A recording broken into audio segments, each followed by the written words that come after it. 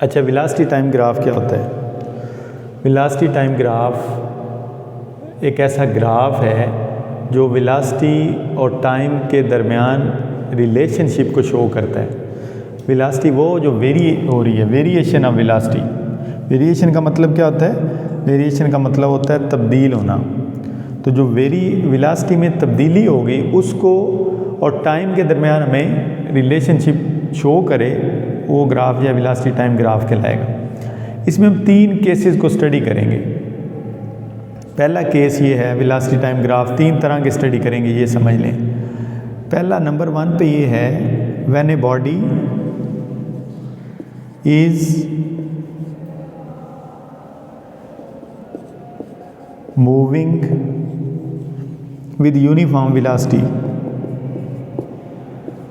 अगर कोई body uniform velocity के साथ मूव कर रही है तो उसका ग्राफ क्या होगा? उसका ग्राफ किस तरह से बनेगा? ये हमारा एक्स एक्सिस पे हम टाइम लेंगे, वाई एक्सिस पे हम वेलोसिटी लेंगे, ठीक है। और अगर कोई बॉडी यूनिफॉर्म वेलोसिटी के साथ मूव कर रही है, मिसाल के तौर पर उसकी वेलोसिटी जो है वो 5 मीटर पर सेकंड है, तो वो इस तरह से, ये 5 है लेट से, तो वो 5 पहले सेकंड में भी 5 है, दूसरे में भी, तीसरे में भी, चौथे सेकंड में भी। तो जैसे जैसे टाइम गुजर है तो उसकी वेलोसिटी कांस्टेंट है, तो उसमें जो ग्राफ आएगा वो स्ट्रेट लाइन आएगा, इस तरह से बिल्कुल स्ट्रेट लाइन ग्राफ बनेगा। ठीक हो गया? ये चीज़ बनेगी। इसको हम कहेंगे यूनिफॉर्म वेलोसिटी है, v क्या है? कांस्टेंट है। ये चीज़ आ गई। पहला केस तो ये हो गया, इसमें ग्राफ इस तरह का बनेगा, वेलोसिटी टाइम ग्राफ। दूसरा केस,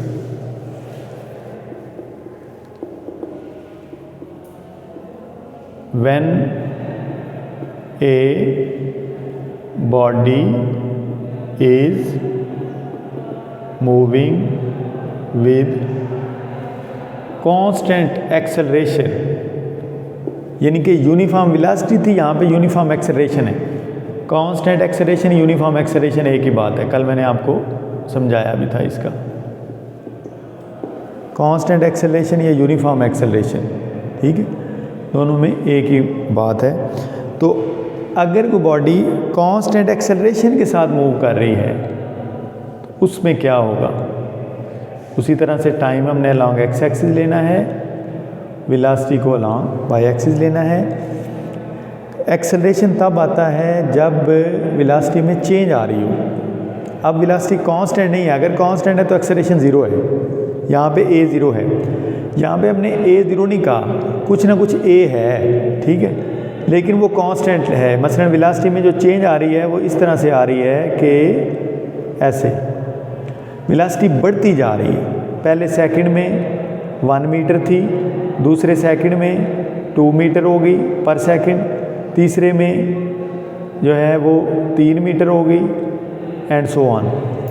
इसमें एक्सेलरेशन आ गया क्योंकि वेलोसिटी में चेंज आ गई। तो एक्सेलरेशन लेकिन जो है वो कांस्टेंट एक्सेलरेशन है, a जो है वो कांस्टेंट है। यहाँ पे हम लिखेंगे a is equal to constant. ये वेलोसिटी टाइम ग्राफ शो कर रहा है कि इस बॉडी का एक्सेलरेशन कांस्टेंट है और ग्राफ इस तरह से बनेगा, ठीक है। तीसरा केस ये है, when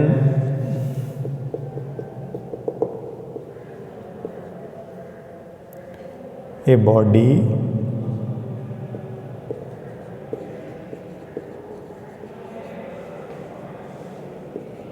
is moving with increasing acceleration।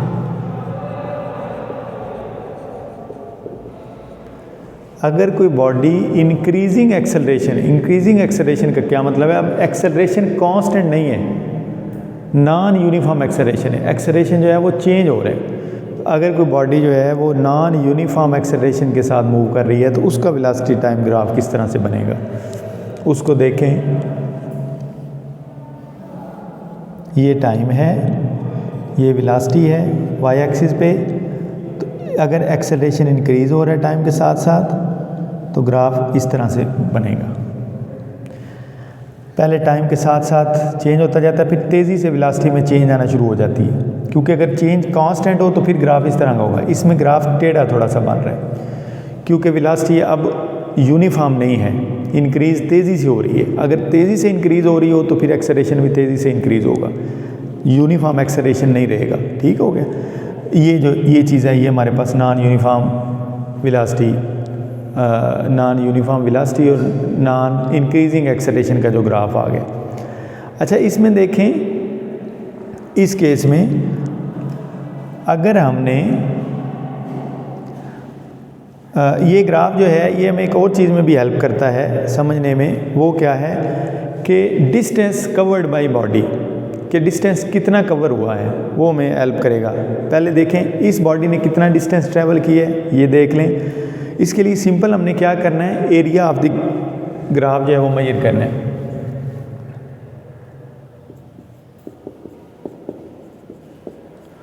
Distance covered by a body can be calculated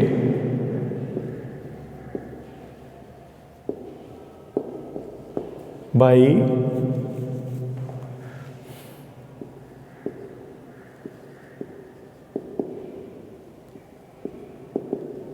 measuring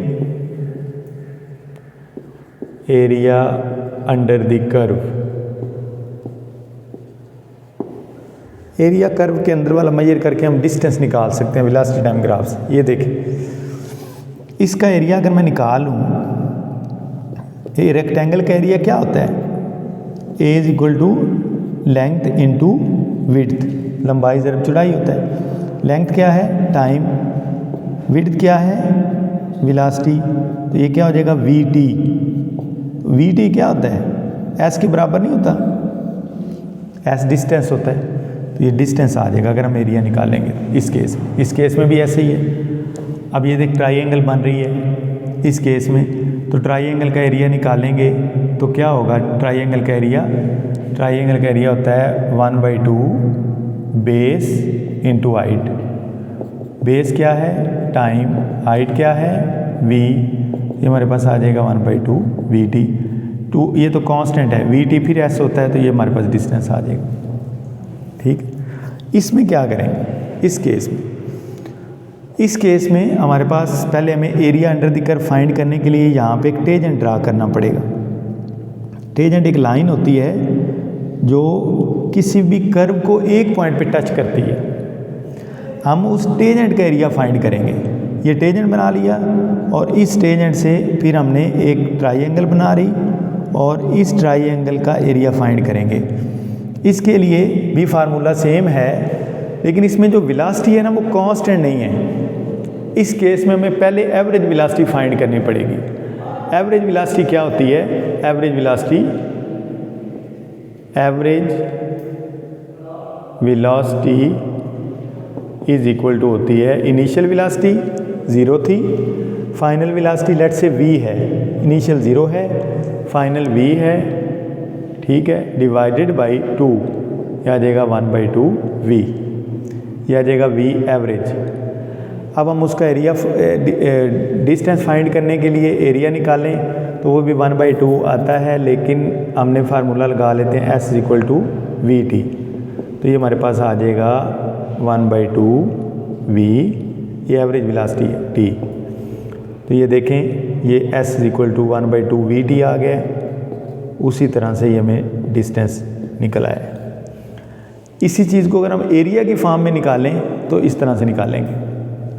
इस ट्राइंगल का एरिया निकालना है, 1/2 बेस क्या है, टाइम, हाइट क्या है, वेलोसिटी, 1/2 वी टी आ गया। इस तरह से निकालेंगे एरिया की फॉर्म में तो भी जवाब सेम आ रहा है। अगर एवरेज वेलोसिटी निकाल के डिस्टेंस वाला फार्मूला लगा देंगे तो भी आंसर सेम आ रहा है। ठीक है, दोनों तरीक़ों से हम निकाल सकते हैं। तो यहाँ पे क्वेश्चन क्या आता है, velocity time graph. Long question में कम ही आता है, शॉर्ट क्वेश्चन में अगर ये आएगा तो ये इस तरह से पूछा जा सकता है कि डिस्टेंस वेलोसिटी टाइम ग्राफ से हम क्या मालूम कर सकते हैं, वेलोसिटी टाइम ग्राफ से हम डिस्टेंस मालूम कर सकते हैं कि डिस्टेंस जो है कवर्ड बाय ए बॉडी। ठीक है, वो डिस्टेंस कैसे मालूम करेंगे, वो मालूम करेंगे एरिया अंडर द कर्व। जो हमारे पास वेलोसिटी टाइम ग्राफ बन रहा है, अगर हम उसका एरिया फाइंड कर लें तो उससे हम जो है वो क्या मालूम कर सकते हैं, डिस्टेंस मालूम कर सकते हैं। ये MCQ आ सकता है, ये आया भी हुआ है किसी पेपर के अंदर, ठीक है। तो वेलोसिटी टाइम ग्राफ जो है उसमें हमने जो 3 चीज़ें स्टडी की हैं, बल्कि 4 चीज़ें स्टडी की हैं। कांस्टेंट वेलोसिटी वाला केस डिस्कस किया है, फिर कांस्टेंट एक्सेलरेशन वाला डिस्कस किया है, फिर नॉन यूनिफॉर्म एक्सेलरेशन या इंक्रीजिंग एक्सेलरेशन वाला केस डिस्कस किया है कि उसमें ग्राफ किस तरह से बनेगा, और फिर लास्ट में हमने देखा है डिस्टेंस कवर्ड जो है वेलोसिटी टाइम ग्राफ। चौथी चीज़ जो हमने मालूम की है वो है डिस्टेंस, कि डिस्टेंस कैसे कवर्ड कर मालूम कर सकते हैं वेलोसिटी टाइम ग्राफ्स, ठीक है। तो ये इस हवाले से इम्पॉर्टेंट है कि यहाँ से कोई ना कोई शॉर्ट क्वेश्चन या MCQs बन सकता है, ठीक हो गया। यहाँ पे हम वाइंड अप कर रहे हैं।